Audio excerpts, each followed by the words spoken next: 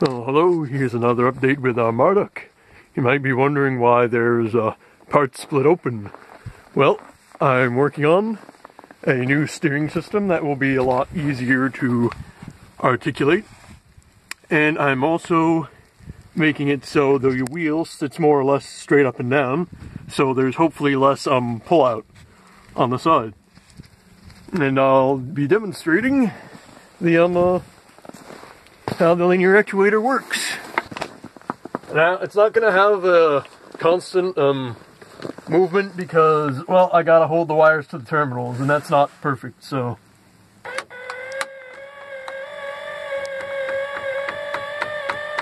Now you can see, it's turning right, and it stopped. And now, reverse the polarity.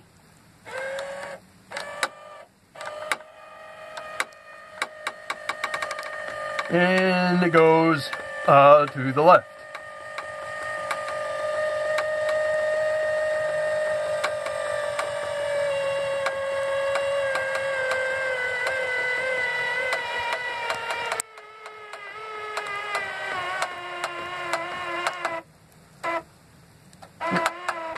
There we go, to the left. And now, the only real issue I'm going to have is making sure these things are synchronized.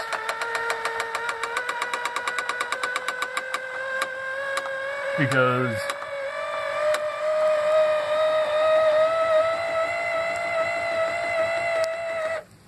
there we go. So it's pretty much just this linear actuator pushing this wheel fork back and forth.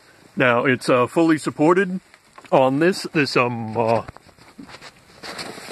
sawhorse is pretty loose under there, so all the weight is on that, so hopefully it'll do well. Now all I'll have to do is repeat the process with this one. Here we go. You can see the difference between this wheel fork. It's more or less going sort of directly up and down, as opposed to this wheel fork, which is leaning pretty far backward. So, what I'm going to be doing is cutting along that big purple line to make the wheel fork all nice and level. Now we've got the mech all jacked up with a cinder block, our jack, and a jack extension post, aka a couple of 2x4s. Now what we're going to do is remove the right shin housing.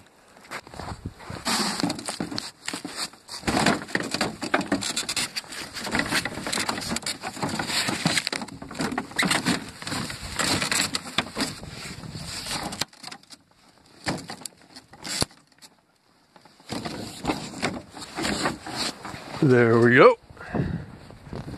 And now, what we're going to do is remove all this hardware. Remove the linear actuator, the struts for the linear actuator, this rear knuckle extension, and of course the steering fork.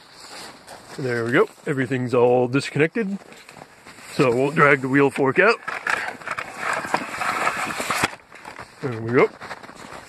And we'll drag this thing out and just...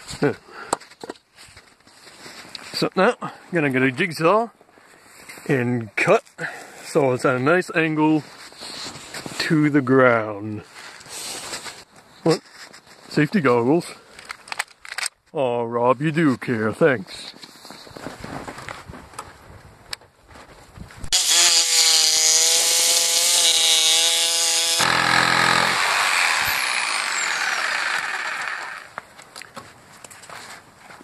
There we go.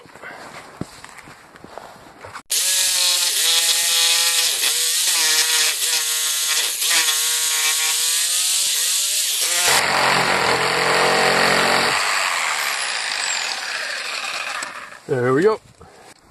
Alright, we've got the wheel fork positioned at its new angle to the ground. And now we can take this old steering knuckle extension and just toss it away. Now, what we're going to do is attach the steering fork back to these posts using some screws. There we go. The steering fork is attached, as well as the support struts for the steering actuator. Unfortunately, I couldn't record the process because, for one thing, it was a lot of pushing and pulling on the pieces to get them to fit all nice and snug and, you know, under tension to create a good structure. And secondly, my cameraman, well, he was getting cold, so he went inside, so come on, Rob. But now the only thing I have to do is wire these actuators together and connect them up into the cockpit, and we should be good to go.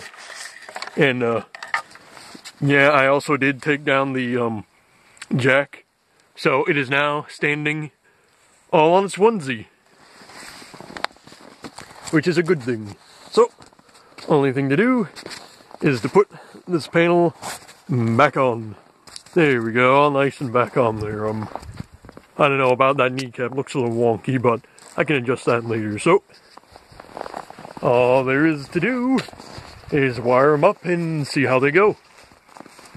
So, that shall be all for today. Be sure to like and subscribe, and I will see you next time. Bye-bye.